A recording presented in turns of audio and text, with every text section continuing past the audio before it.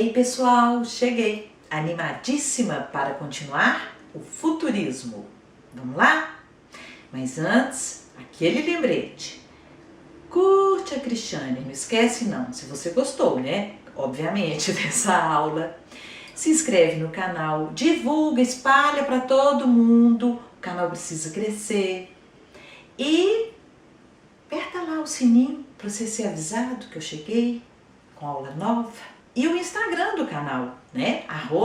@canal Espalhando Arte. Super bacana, gente. Eu posto novidades, curiosidades, dicas. Vai lá, vale a pena, tá bom? Vamos então continuar com o futurismo? Bom, eu acabei a aula passada falando do Grande Despertar, um trabalho do Umberto Boccioni, e falava das pinceladas finas de cores complementares, fazendo uma alusão ao divisionismo, lembram?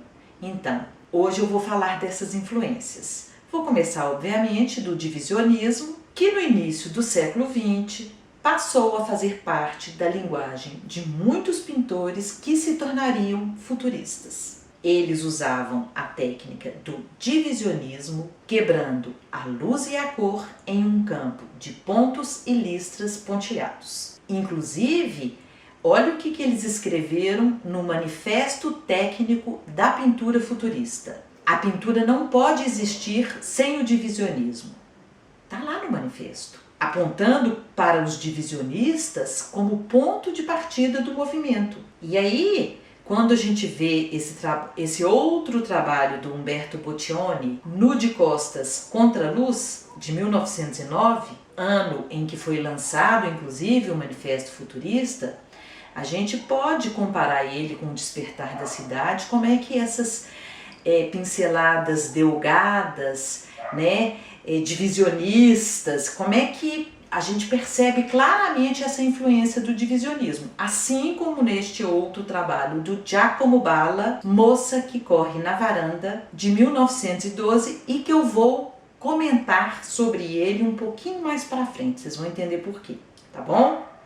Mas em todos os dois, e já no passado, né, da última aula, a gente vê essa influência divisionista, ok? A fotografia também influenciou muito os artistas futuristas. Os trabalhos fotográficos do cientista e fotógrafo Etienne Jules Marey são super importantes para a nossa compreensão aqui, mas para a compreensão da arte moderna como um todo. São fotografias de movimento e não representam apenas o início de uma investida para a análise do movimento, mas também uma tentativa de tornar o invisível visível, ou seja, o que a olho nu não podemos ver. Inclusive, Marey, o fotógrafo que estava fazendo essas pesquisas, né, que estava fazendo esse trabalho com o movimento, escreveu que um cavalo galopando, por um breve momento, tinham todos os 4 cascos fora do chão. Então tem aquele momento, né, que parece que eles estão voando. E aí ele fez a fotografia de movimento, analisando o movimento, obviamente. E também tornando o invisível visível na medida em que isso, a olho nu, a gente não pode ver. E Marey, inclusive, criou a cronofotografia geométrica. Ele fez uma experiência super interessante de um homem correndo para mostrar a mecânica do movimento humano. Ele mesmo explica como fez. Eu adorei porque eu achei uma foto antiquíssima da pessoa, né, real, né, do homem vestido da forma como ele fez para ele conseguir, né, destrinchar o movimento. Olha só que legal, como é que ele explica o que ele fez. Um homem vestido completamente de preto e consequentemente invisível sobre o fundo preto morto, usando pontas e linhas brilhantes, tiras de fita prateada presas às suas roupas ao longo dos eixos de seus membros. Então o homem todo vestido de preto, com as fitas prateadas aqui, né, nos membros, Olha só, quando o homem, assim armado, passa na frente do aparelho, resultarão fotografias que serão diagramas precisos em escala, mostrando sem confusão a postura de braços e antebraços, coxas e pernas e pés a cada instante, bem como as oscilações da cabeça e dos quadris. Muito interessante, porque aí o homem ia correndo de preto, né? E quase que fazia um gráfico dessa mecânica do movimento humano. A gente está vendo aí na fotografia, né, na análise dele, que ele cria mesmo um gráfico, né, desse deslocamento e como que se processa o movimento. Muito interessante. E aí, os artistas futuristas, que adoravam a mecânica, a máquina, vão ficar super seduzidos com essa análise do movimento. É o olhar mecânico da máquina. Um bom exemplo dessa influência da fotografia no futurismo pode ser vista nessa pintura de Giacomo Balla, Dinamismo de um Cão na Coleira, de 1912, onde o artista representa divertidamente os pés do cão e do passeador em movimentos contínuos através do espaço ao longo do tempo. Ele divide em etapas o movimento da mesma forma que ele viu na fotografia. Para reforçar, temos um outro exemplo onde Marré, por volta de 1882, capturou o voo de um pelicano. Ele registrou várias fases do movimento em uma foto. E aí, quando a gente vê a pintura Andorinhas, de cerca de 1913, de Giacomo Balla, a gente vê a mesma abordagem, só que na pintura. Giacomo Balla não se interessa por representar a andorinha, e sim o voo dela, seu movimento, seu deslocamento. E muita gente reclama: ah, cadê a andorinha? Mas não era. A intenção não era o que ele queria. Não fazia parte do que ele buscava, da pesquisa dele. Não era representar a andorinha realisticamente. Uma representação da natureza, nem realista, nem simbolista. Não era ela, era o voo dela, o movimento dela, o deslocamento. E aí o espectador incomodado por não ver a andorinha, mas agora consciente de que Giacomo Balla não queria copiar uma andorinha. Ele queria analisar o movimento, o deslocamento, etc. da andorinha. Entretanto, foi o cubismo que teve maior impacto na arte futurista, embora os futuristas achassem que o cubismo era muito estático em seu tratamento e assunto. Em 1911, Marinetti e os pintores futuristas visitaram o Salão de Outono em Paris e viram o cubismo em pessoa pela primeira vez. O cubismo teve um efeito imediato, mas apesar disso, os futuristas declararam que seu trabalho era totalmente original.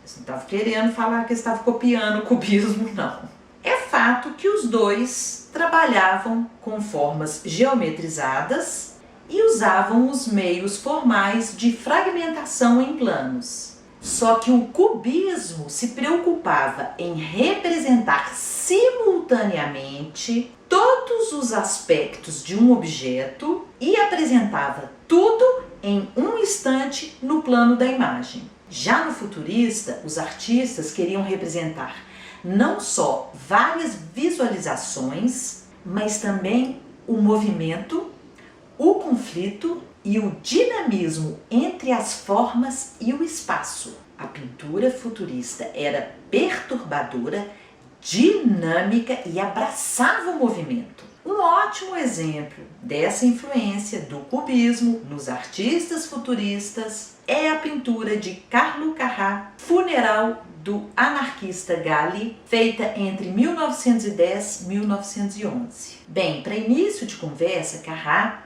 havia feito um estudo preparatório para o quadro.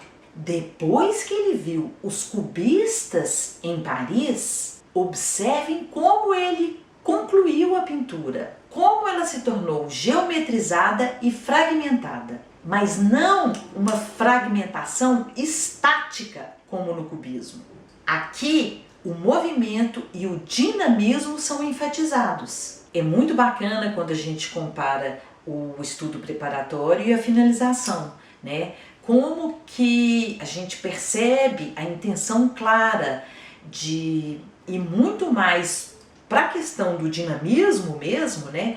Do movimento, do que na retratação do funeral propriamente dito, das pessoas, dos elementos. Agora eu quero me deter um pouco mais naquele quadro do início da aula, que eu falei que eu já ia comentar melhor, do Giacomo Balla, Moça que Corre na Varanda, de 1912. Por que eu deixei ele para falar agora? Porque ele é meio que uma mistura das 3 influências às quais me referi até agora, que são divisionismo, a fotografia e o cubismo. Bem, a gente já sabe que os futuristas acreditavam que tudo é feito de forças dinâmicas e que tudo está em movimento constante. Pois bem, podemos observar essa ideia na forma repetida da menina na tela, que funciona para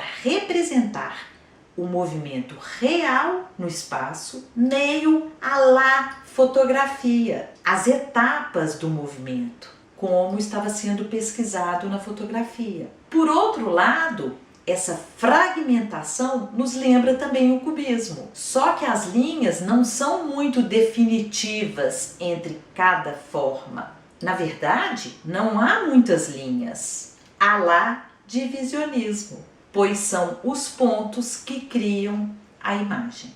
E os pontos quebram ainda mais a imagem da menina e nos forçam a concentrar não em sua forma, mas em seu movimento fragmentado no tempo e no espaço. Para fortalecer o nosso entendimento, vou falar de outro quadro do Umberto Boccioni, Dinamismo de um Jogador de Futebol, de 1913. Essa pintura desafia a qualquer espectador a realmente encontrar um jogador de futebol. 2 braços, 2 pernas, um rosto, sem chance.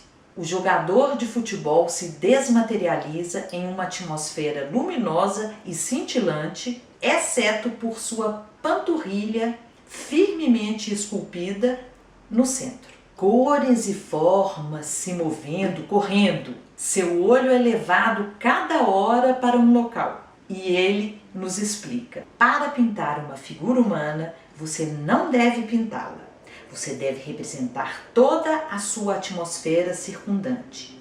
Movimento e luz destroem a materialidade dos corpos. E aí, com pinceladas pontilhadas e cores caleidoscópicas, a pintura comunica a energia espirituosa de um jovem atleta.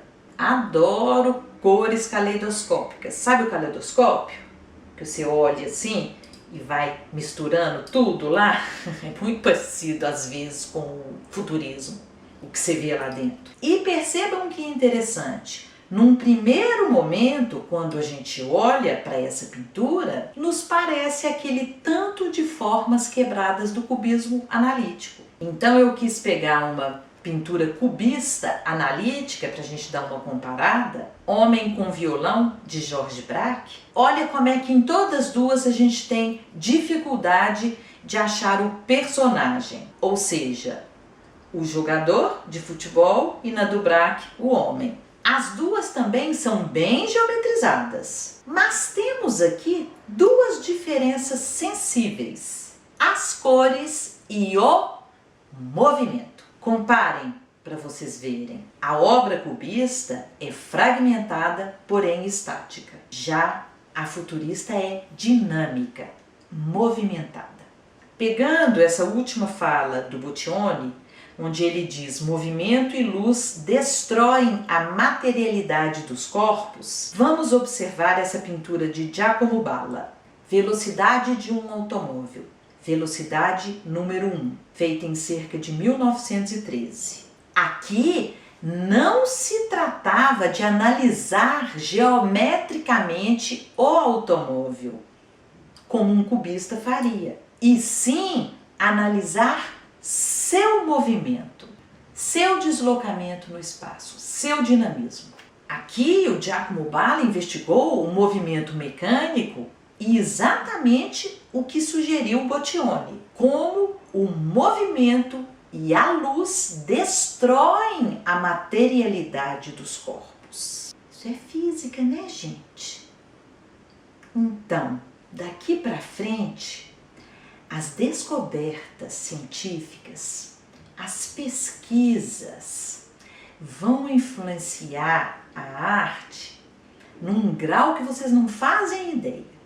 Então, eu queria dizer para aquele que olha este quadro do Giacomo Balla e fala: não, professora, não dá para engolir isso, esse cara fez um tanto de diagonais e círculos, isso não é nada? É sim. Não é nada quando você julga uma coisa esperando uma representação sempre de algo. A arte sempre nesse lugar de ter uma coisa visível, específica, que você se sinta confortável porque você identificou. Aqui não. Por isso eu pus essa impressão desse carro. Eu procurei muito uma imagem que pudesse mostrar o que eu estou querendo dizer. Que o movimento e a luz destroem a materialidade. Olha essa foto de uma pessoa dentro de um carro, né?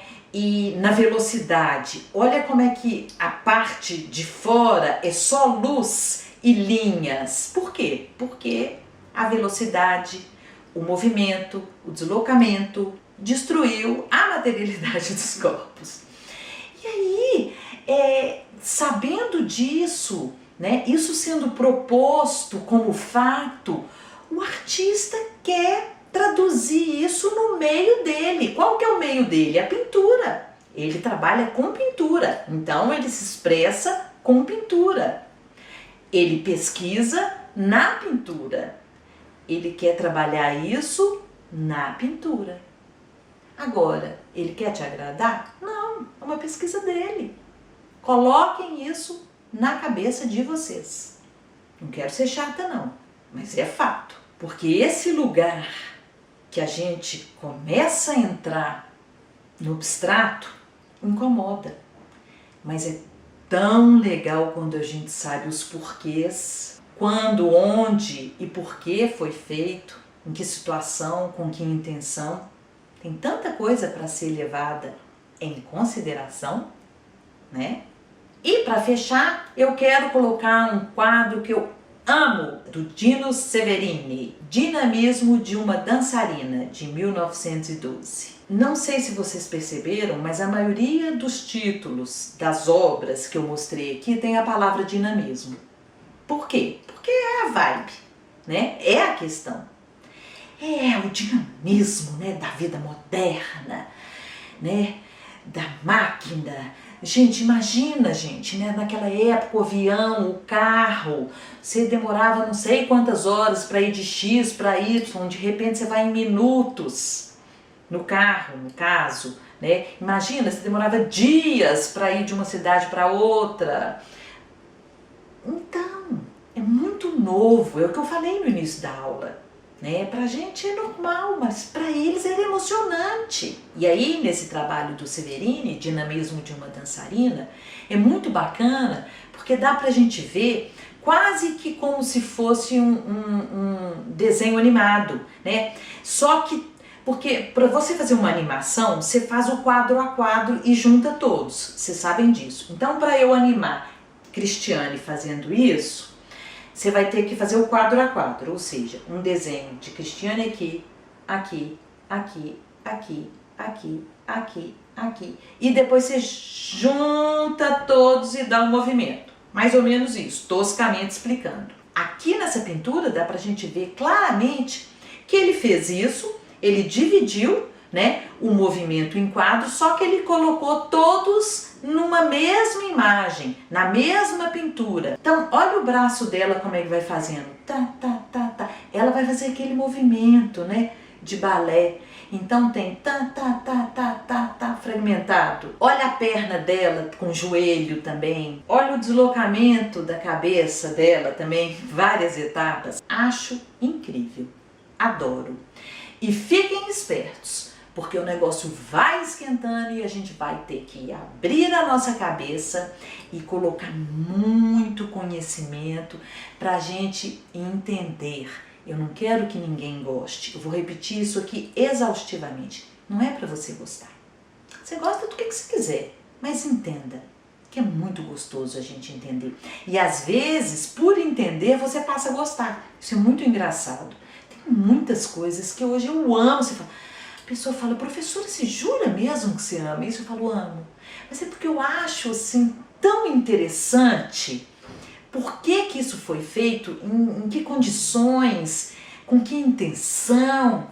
Muito legal, tá bom? Então terminamos aqui o nosso querido futurismo e na próxima aula temos mais arte moderna, ok? E se você está se divertindo, aprendendo com as minhas aulas, não me agradeça. Agradeça aquele lindo pessoal que tem contribuído lá no Patreon para que esses vídeos aconteçam. O meu muito obrigada. Vejo vocês na próxima aula. Não deixa de curtir. Beijo. Tchau.